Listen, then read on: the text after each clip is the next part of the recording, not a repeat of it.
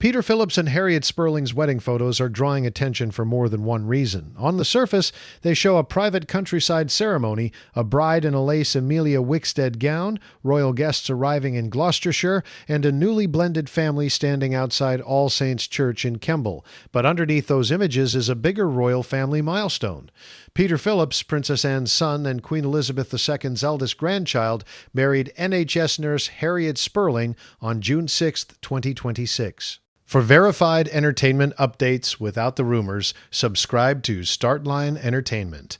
The latest update came when People highlighted the best wedding photos from Queen Elizabeth's grandchildren, using Peter and Harriet's ceremony as the new starting point for a wider royal wedding timeline. The article looked back at the weddings of Prince William and Kate Middleton, Zara Phillips and Mike Tyndall, Prince Harry and Meghan Markle, Princess Eugenie and Jack Brooksbank, and Princess Beatrice and Edoardo Mapelli-Mossi. But the reason the gallery feels timely is Peter's new wedding, which brought senior royals and royal cousins together in one rare public family moment. Peter and Harriet married at All Saints Church in Kemble near Cirencester in Gloucestershire. Reuters reported that King Charles and senior members of the British royal family gathered for the private ceremony, including Queen Camilla, Princess Anne, Vice Admiral Sir Timothy Lawrence, Prince William, and Catherine, Princess of Wales. Princess Beatrice and Princess Eugenie were also in attendance.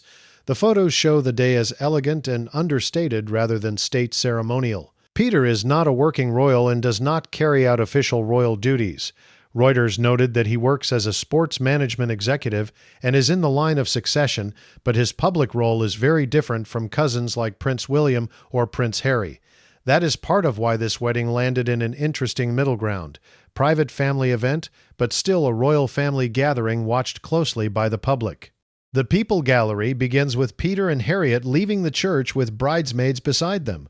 The bridal party included Peter's daughters, Savannah and Isla, and Harriet's daughter, Georgina.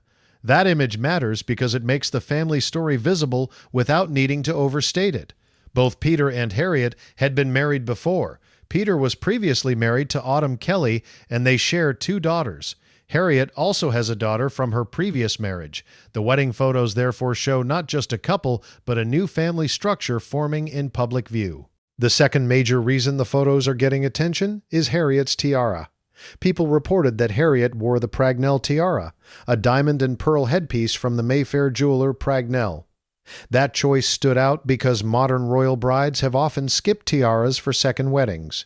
Princess Anne did not wear a tiara when she married Sir Timothy Lawrence in 1992, and Queen Camilla did not wear one for her 2005 civil ceremony with the future King Charles. Harriet's choice was therefore not simply a fashion detail. It became a visual sign of how royal tradition is being adapted rather than copied exactly. People reported that the Pragnell tiara incorporates Edwardian and Art Deco design elements and has links to the coronations of King George VI and Queen Elizabeth II.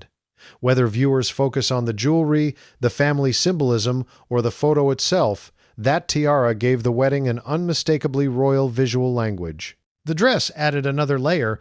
British Vogue reported that Harriet wore an Emilia Wickstead design built around a square neck column underdress, a delicate lace overjacket, and a 3-meter train. The lace and veil included wildflower motifs tied to Gloucestershire, where both Peter and Harriet spent parts of their childhoods. That detail helps explain why the wedding looked both traditional and personal.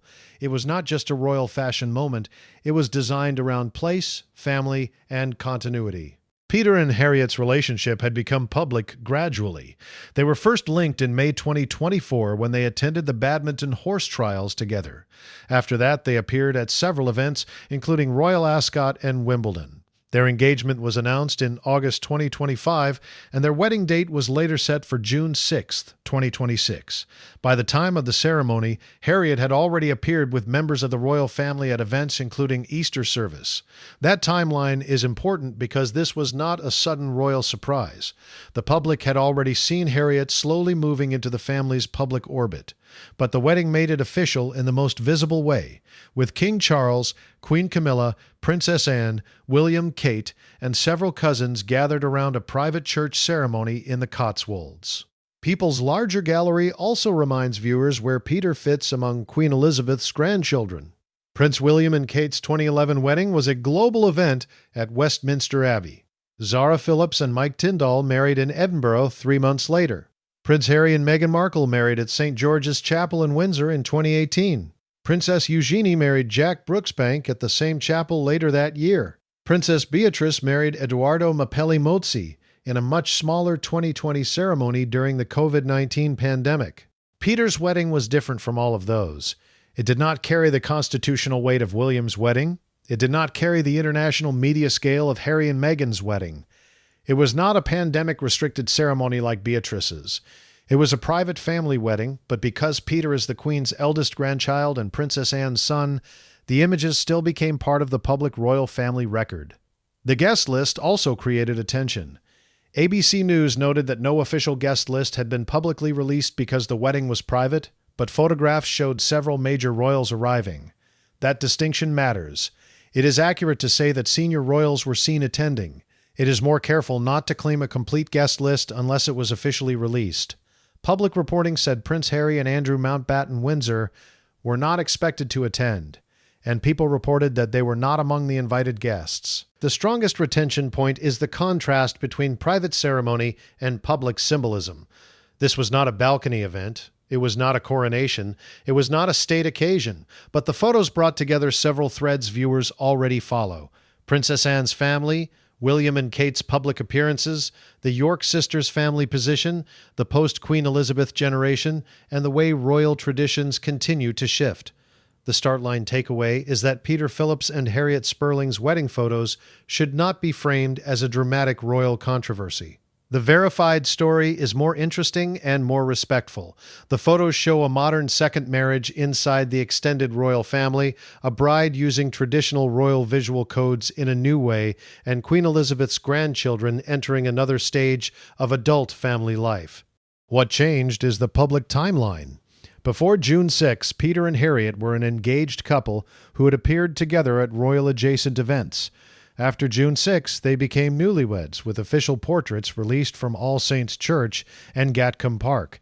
People reported that one portrait was taken at the church and another at Gatcombe Park, Princess Anne's home, where she hosted the reception. What remains unclear is how much more the couple will share publicly.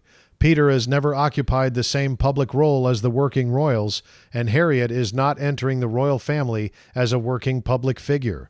That means viewers should not expect the same level of official palace messaging that surrounds major royal duties or direct heirs to the throne. The clearest summary is this. Peter Phillips and Harriet Sperling's wedding photos matter because they close one chapter and open another. They update Queen Elizabeth's grandchildren's wedding story. They show a rare royal cousin gathering. They introduce Harriet's bridal style and tiara into the modern royal archive. And they mark Peter Phillips as the first of his generation in the British royal family to remarry. For now, the public image that stands out is not just the kiss outside the church or the guests arriving under gray skies.